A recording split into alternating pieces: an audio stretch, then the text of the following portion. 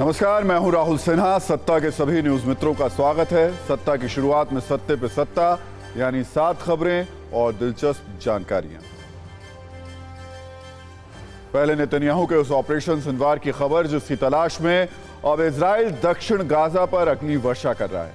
पिछले 24 घंटे में हमास के 250 ठिकानों को तबाह कर दिया गया है। सवाल यही है, आखिर हमास का हिटलर कहां छिपा हुआ है? उसके बाद नेतन्याहू के उस लेजर योद्धा की बात करेंगे जो वॉर जोन में आने वाला है, जिससे ना गोली चलेगी, ना गोले निकलेंगे, ना एयर स्ट्राइक होगी, बल्कि एक खतरनाक रोशनी हमास और उसके हथियारों को जला देगी। इस खबर पर भी एक वीडियो गाइड हमने तैयार की है। वैसे इजराइल के लिए भी समंदर में एक बहुत बड़ी मुसीबत आ रही है। 40 देश, 1000 बोट और 4500 क्रांतिकारी इजराइल के खिलाफ ऑपरेशन फ्रीडम फ्लोटिला लॉन्च होने वाला है। इसका मकसद और मतलब क्या है, ये सत्ता की कुंजी में आज आपको समझाएंगे। लेकिन पहले कुछ बड़ी खबरें। आज राहुल गांधी ने राजस्थान में बिना नाम लिए हमला किया प्रधानमंत्री पर और कहा हमारे लड़के वर्ल्ड कप जीत जाते, लेकिन पनौती ने हरवा दिया। आज पीएम मोदी ने भी राजस्थान के कोटा से कांग्रेस पर जुबानी तीर चलाए और कहा कांग्रेस के शासन में युवाओं के सपने टूटे, पेपर बेचे गए, लेकिन अब लॉकर भरने वाले लॉकअप में जाएंगे। आज पराली जलाने के मामले पर सुप्रीम कोर्ट ने पंजाब सरकार को फटकार लगाई है और उसे हरियाणा से सीखने की नसीहत दी है। कोर्ट ने कहा पराली प्रबंधन के लिए मशीनों का इस्तेमाल हरियाणा में बेहतर तरीके से हुआ है। इस मौके पर हरियाणा के सीएम ने कहा पराली पर असली दोषी कौन है, अब ये स्पष्ट हो गया है। आईसीएमआर ने एक स्टडी में दावा किया है कि देश में हो रही अचानक मौतों की वजह कोरोना वैक्सीन नहीं है।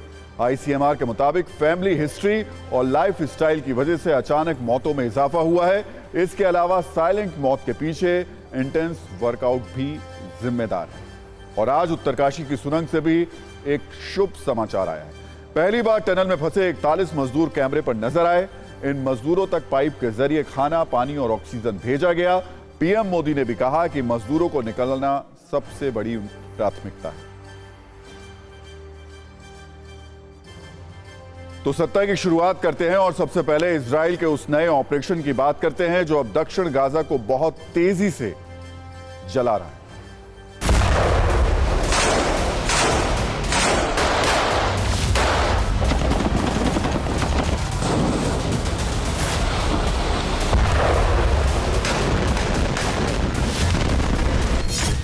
उत्तरी गाजा में सुरंग युद्ध जारी, हमास पर अंतिम प्रहार।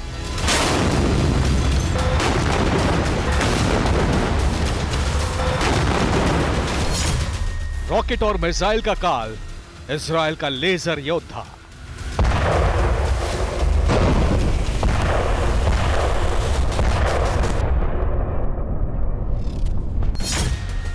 हमास की सस्ती चाल, इजराइल होगा कंगाल।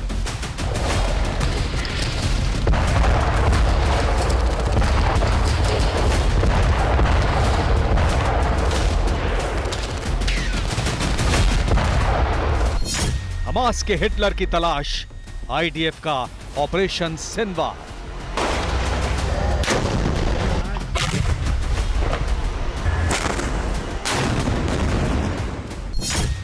हूती की हिमाकत की वीडियो कथा, समंदर में बड़े एक्शन की आहट।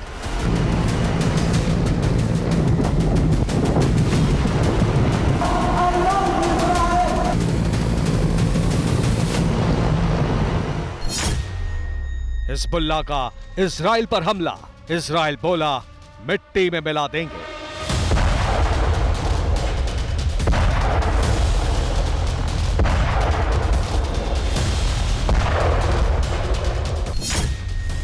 वॉर फ्रंट का हर अपडेट TV9 एक्सक्लूसिव।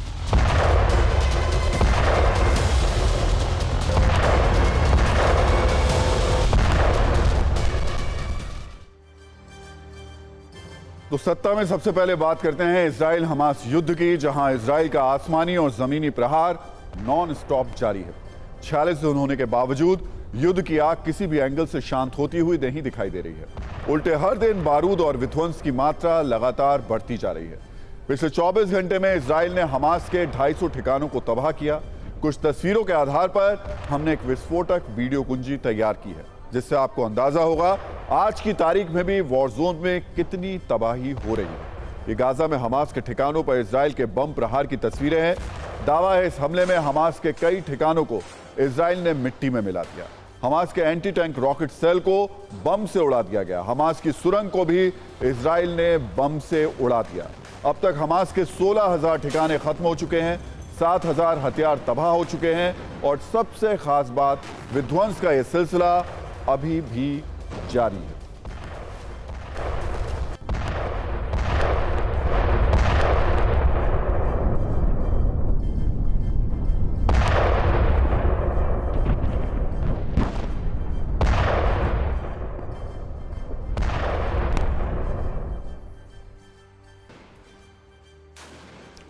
ये दूसरी तस्वीर उत्तरी गाजा में आईडीएफ के ग्राउंड ऑपरेशन की है। हमास के ठिकानों पर इजराइल के टैंक गोले बरसा रहे हैं। हमास के ठिकानों की पहले घेराबंदी की गई, उसके बाद हमास के लड़ाकों को मार गिराया गया।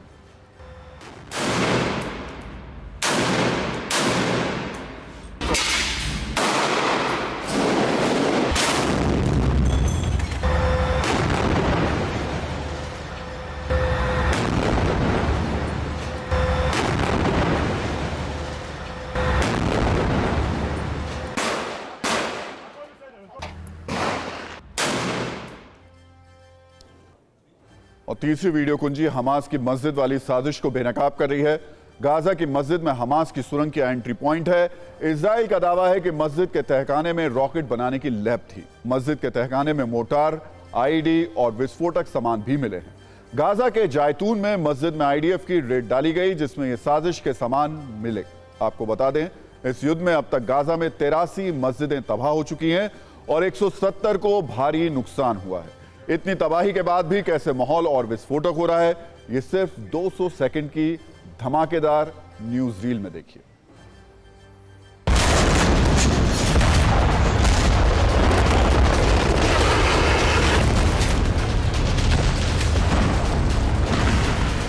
इजराइल और हमास के बीच 45 दिन बाद भी ये युद्ध अनवरत जारी है और दोनों तरफ से हमले किए जा रहे हैं। इस वक्त मेरी मौजूदगी गाजा बॉर्डर पर इजराइल की सीमा में है और सामने देखिए दोनों तरफ से जो हमले किए जा रहे हैं उसकी तस्दीक करती हुई ताजा हमला जहां पर उठता हुआ धुआं आपको नजर आएगा। दरअसल 45 दिन बाद भी आज की तारीख में सीमा पर दोनों तरफ से हमले किए जा रहे हैं और बीते दिन की बात करें तो बीते 24 घंटों में इजराइल ने 250 से ज्यादा ठिकानों पर हमला करके जो हमास की धरती है यानी गाजा पट्टी की धरती को दहला कर रख दिया है।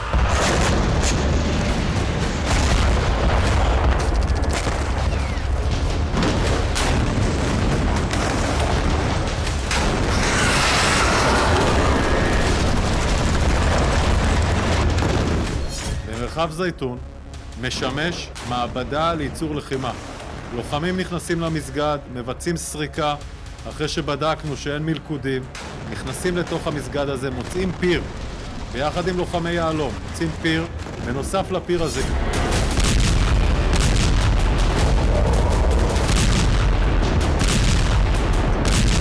יחד עם מסגד בלב העיר עזה, נמצאה פה מעבדה של רקטות ויחידות של החמאס, שמראה איך החמאס משתמש במסגדים לרצח נשים וילדים. אפשר לראות את כמות האמל"ח הבלתי נתפסת שהאויב מחביא פה.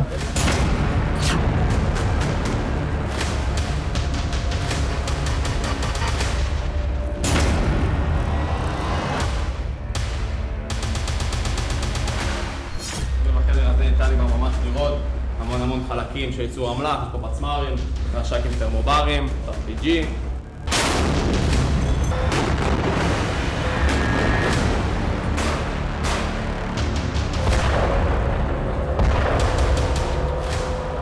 There's been no water, no electricity, almost no fuel provided further, and very limited medical supplies going in. These hospitals have not had access to the basic things they need.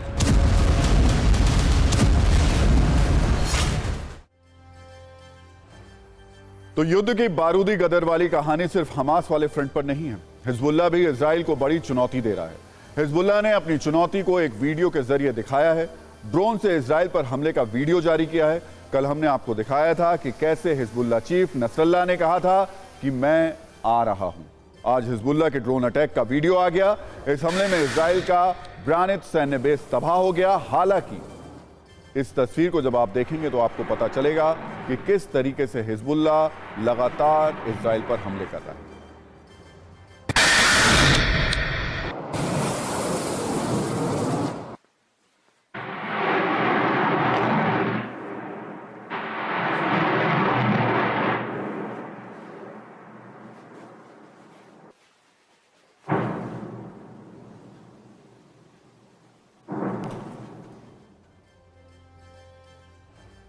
हालांकि इजराइल भी Hezbollah को छोड़ नहीं रहा है।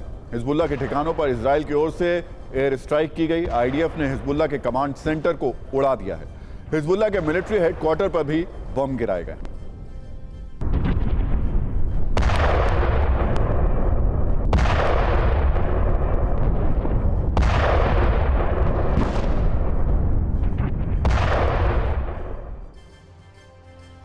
Israel फिलिस्तीन जंग के बीच दावा किया जा रहा है कि हिजबुल्लाह ने एक साथ कई फ्रंट पर हमले को अंजाम दिया है। दावा है कि पिछले 44 दिनों में हिजबुल्लाह 1000 मिसाइल दाग चुका है। यमन से हिजबुल्लाह लगातार अटैक कर रहा है। सीरिया, इराक से भी हिजबुल्लाह के हमले के वीडियो सबूत सामने आ चुके हैं।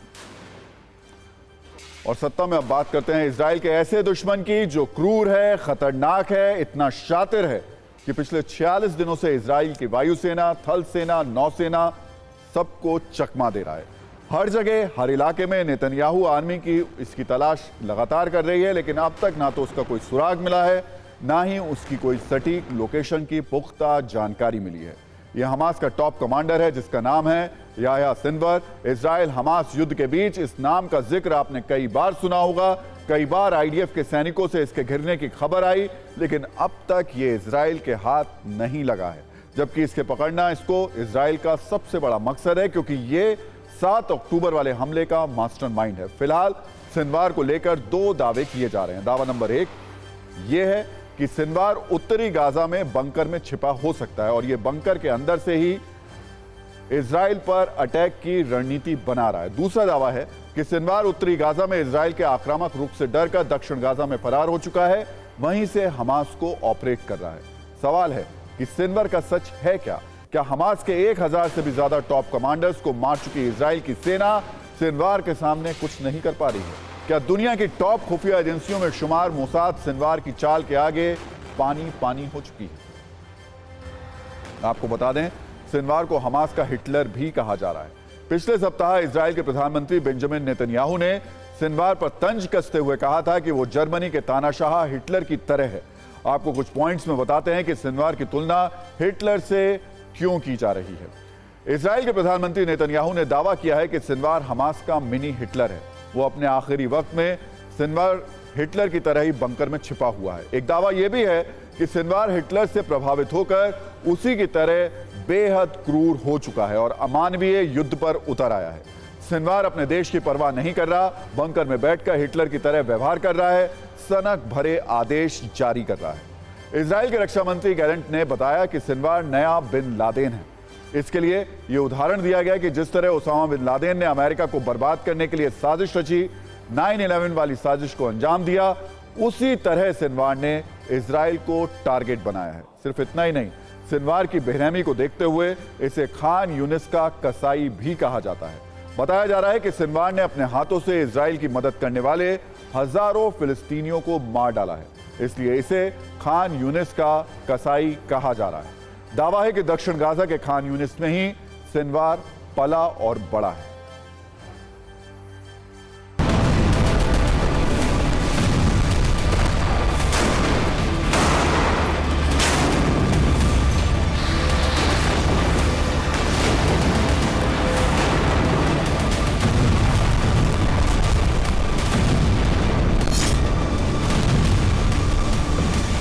इजराइल जैसे मजबूत और ताकतवर मुल्क के खिलाफ युद्ध जैसे बड़े कृत्य को छेड़ने का जिन लोगों पर आरोप है वो है सिनवार ब्रदर्स, यानी याह्या सिनवार और मोहम्मद सिनवार।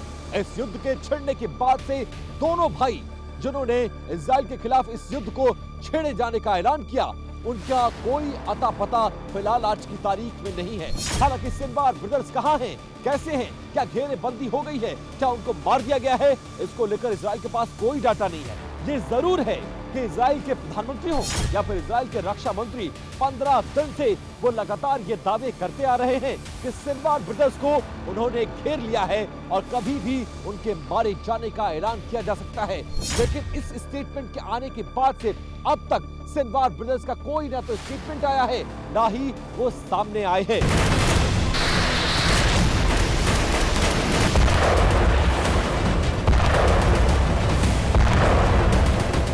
सिनवार की अगर बात करें तो बेहद क्रूर लोगों में से एक है और कुछ साल तक, कई सालों तक ये इजराइल के कब्जे में भी उनकी जेलों में रहा है।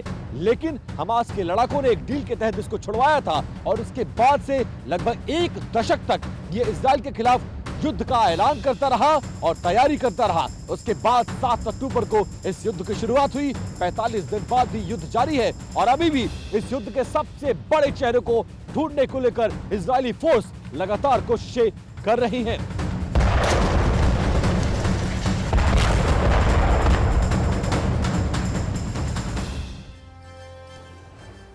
और अब आपको सिर्फ 8 पॉइंट में सिनवार का परिचय करा देते हैं। सिनवार हमास के राजनीतिक विंग का प्रमुख और पोलित ब्यूरो सदस्य है। इस्माइल हानिया के बाद हमास में सबसे पावरफुल कमांडर है।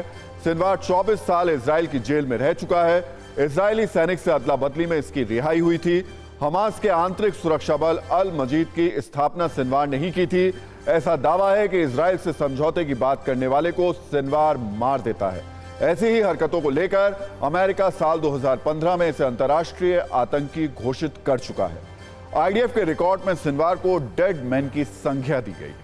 सत्ता में अब बात हूती विद्रोहियों के उस शिप हाईजैक की जिसने इजराइल, अमेरिका, जापान समेत दुनिया के कई देशों को हिला दिया।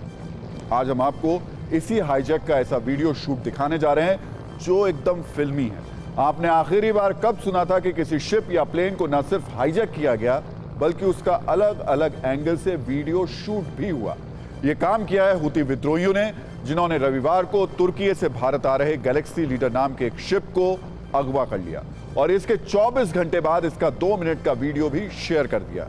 इसे देखकर आपको लगेगा जैसे ये किसी फिल्म का कोई सीन हो जिसमें हूती विद्रोही हेलीकॉप्टर से कार्गो शिप पर कूदते हैं, गोलियां चलाते हैं, धार्मिक नारे लगाते हैं और शिप को अगवा कर लेते हैं। सबसे पहले हम आपको ये अनकट वीडियो दिखाते हैं जो बहुत ही चौंकाने वाला है।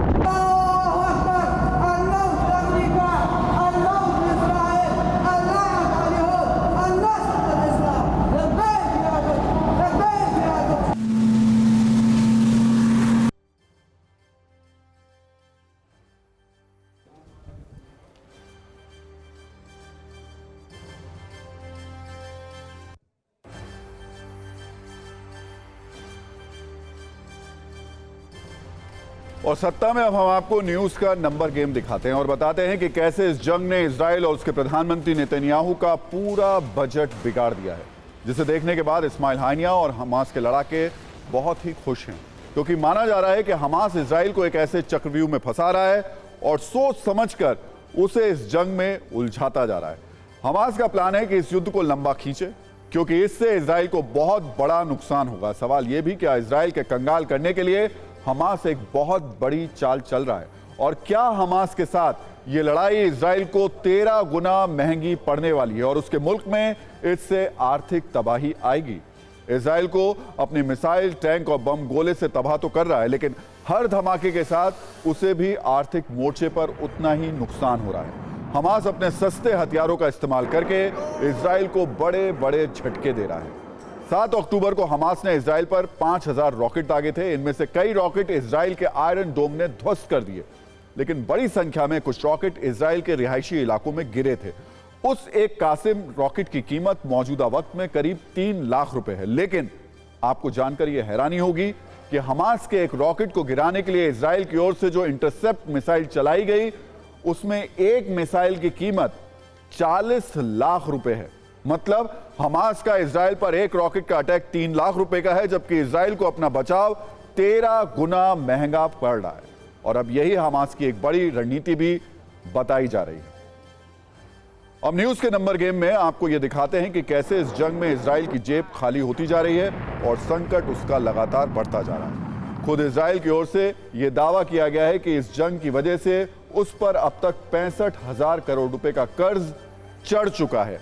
इसमें करीब 35,000 करोड़ रुपए इंटरनेशनल मार्केट से लिए गए हैं, करीब 8,300 करोड़ रुपए बॉन्ड से सरकार ने जुटाए हैं और अमेरिका से करीब 10,000 करोड़ रुपए का कर्जा मिला है।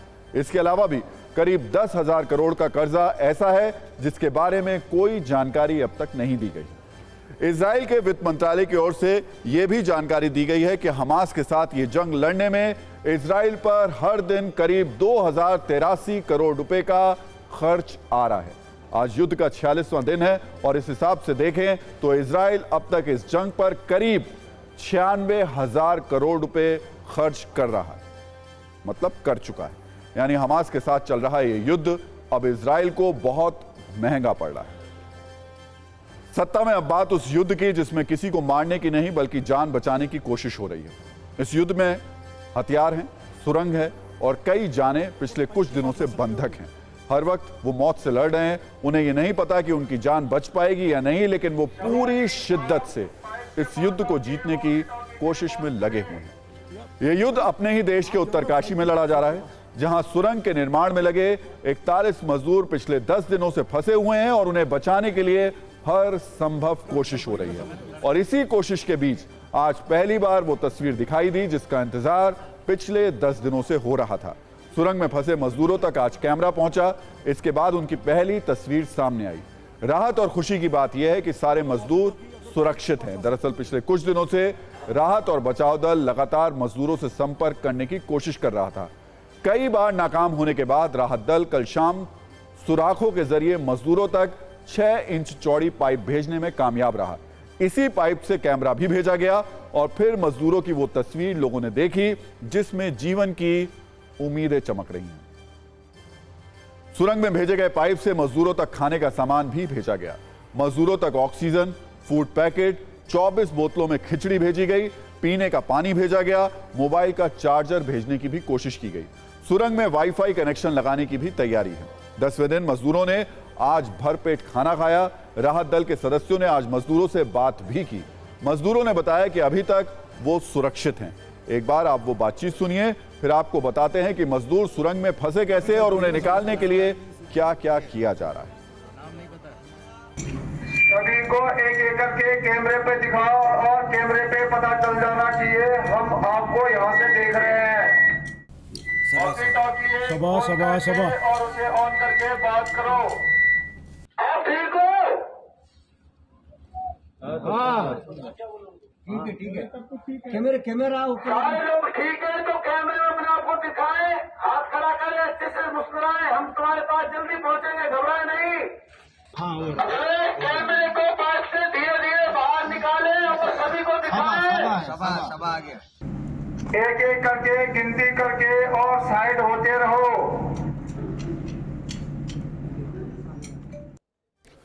तो राहत दल सभी 41 मजदूरों को सुरंग से निकालने की कोशिश में लगा हुआ है। उस पर हमने एक डिटेल पूरी कुंजी तैयार की है, उसके बारे में आपको बताएं। उससे पहले समझिए कि ये लोग फंसे कैसे।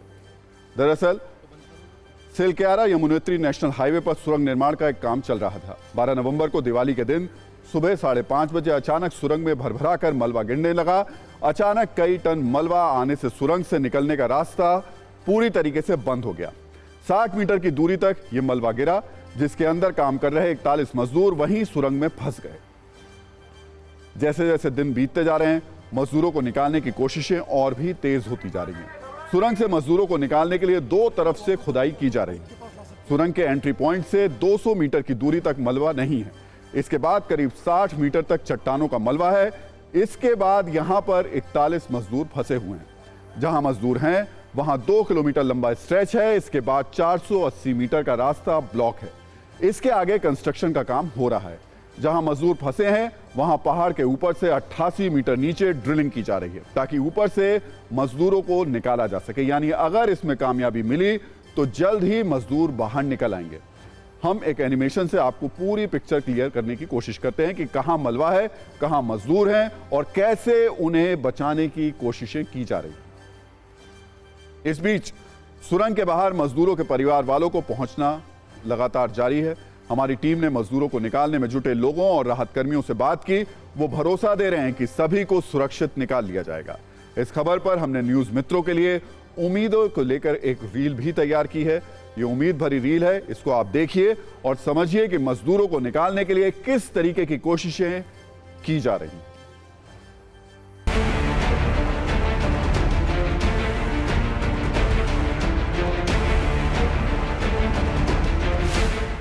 40 मजदूर इस टनल में पिछले 10 दिनों से फंसे हुए हैं। उनको निकालने का आखिर क्या है प्लान? ये देखिए, ये जो 8 mm के पाइप्स यहाँ पे लाए गए हैं, इनको जेसीबी के द्वारा, क्रेन के द्वारा उठाया जा रहा है और ठीक टनल का जो मलबा है उससे जोड़कर एक लंबी लाइन, एक कतार बनाई जाएगी। करीब 10 से 12 इस तरह के पाइप्स यहाँ से भेजे जा रहे हैं और 8 mm की इनकी जो वो चौड़ाई है, इसके थ्रू, इसके मुंह के ऊपर एक ऑर्बर मशीन लगेगी जो कि मिट्टी को हटाने का काम करती है। और उसके बाद जब वो मिट्टी हटेगी तो एनडीआरएफ और एसडीआरएफ की जो टीमें हैं वो इसके अंदर जाके मुआयना करेंगे कि क्या इसके थ्रू मजदूरों को निकाला जा सकता है।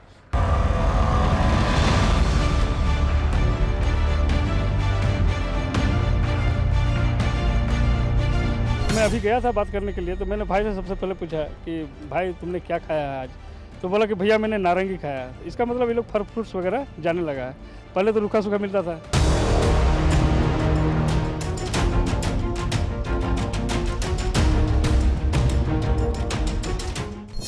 They are asking how many more days. So all I say to them, and I'm going to try and find them and talk to them through an interpreter as well, is our mission is to bring their loved ones home. And they're coming home. All 41 are coming home. I just don't know when.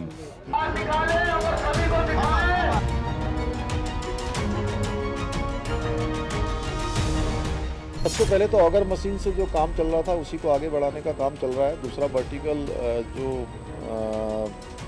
Boring है वो भी करी जा रही है। NHI DCL के लोग पहले से काम कर ही रहे हैं। सभी संस्थान इसमें मदद कर रहे हैं अपने अपने स्तर से।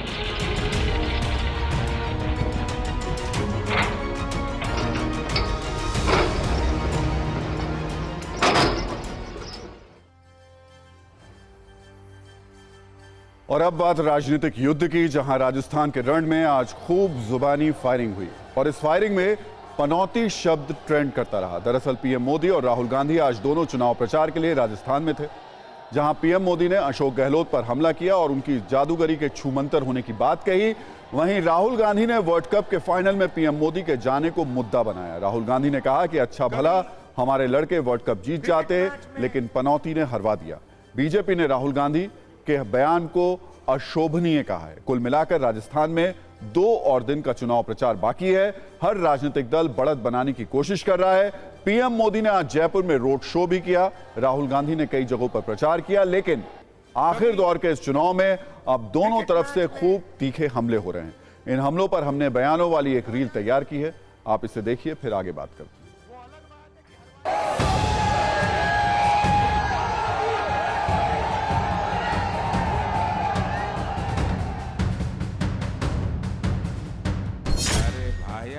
खूब खाया भाया रे भाया, खूब खाया। एक गांव तो पूरा ही खाया। कांग्रेस में मंत्री हो, विधायक हो, सब बेलगाम है। और जनता त्रस्त है। पनौती पनौती पनौती, वो अच्छा भला वहां पे, अच्छा भला हमारे लड़के वहां पे वर्ल्ड कप जीत जाते, वो वहां पे पनौती हरवा दिया।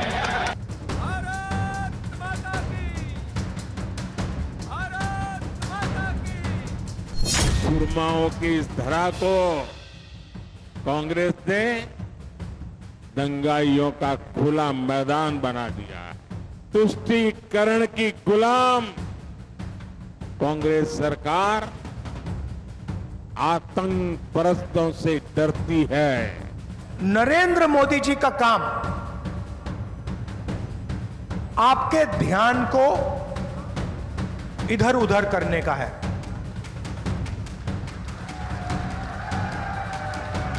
और अदानी का काम आपकी जेब काटने का है। आदरणीय राहुल गांधी जी, राजस्थान के यशस्वी मुख्यमंत्री, हाँ लाल कपड़ा पहनकर आए। भैया गहलोत की सभा में मत जाना, लाल कपड़ा देखकर गहलोत जी सांड की तरह विफर जाते हैं। मालूम है ऐसा क्यों होता है? मालूम है क्योंकि उनको लाल डायरी से डर लगता है, लाल डायरी से डर लगता है। भाजपा की सरकारों इनकी जो है सोच जो है ना, इसके दो पहलू हैं। सबसे पहले तो ये है कि जो गरीब है, जो मिडिल क्लास है, उसके लिए कोई सोच नहीं है। आपसे खींचना और बड़े बड़े उद्योगपतियों को सींचना, ये उनकी नीति है। वैसे जिस फाइनल मैच का जिक्र राहुल गांधी कर रहे हैं, उस मैच में टीम इंडिया की हार के बाद प्रधानमंत्री मोदी खिलाड़ियों से मिलने के लिए उनके ड्रेसिंग रूम में गए थे। पीएम मोदी ने उनका हौसला भी बढ़ाया था। उस मुलाकात का एक छोटा सा वीडियो है जिसमें पीएम खिलाड़ियों से बात करते हुए दिखाई दे रहे हैं। आप लोग पूरा 10-10 गेम जीत के आए हो, ये तो होता रहता है। दूसरा ये भाई, देश आप लोगों को देख रहा है। मैंने सोचा मिल लूँगा सबको। होता है। कहाँ राहुल कहते हैं, चलिए आप लोग मेहनत बहुत की है, लेकिन कहाँ बाबू ढीलो ना पड़ दो। हमें बहुत अच्छा किया है इस बार।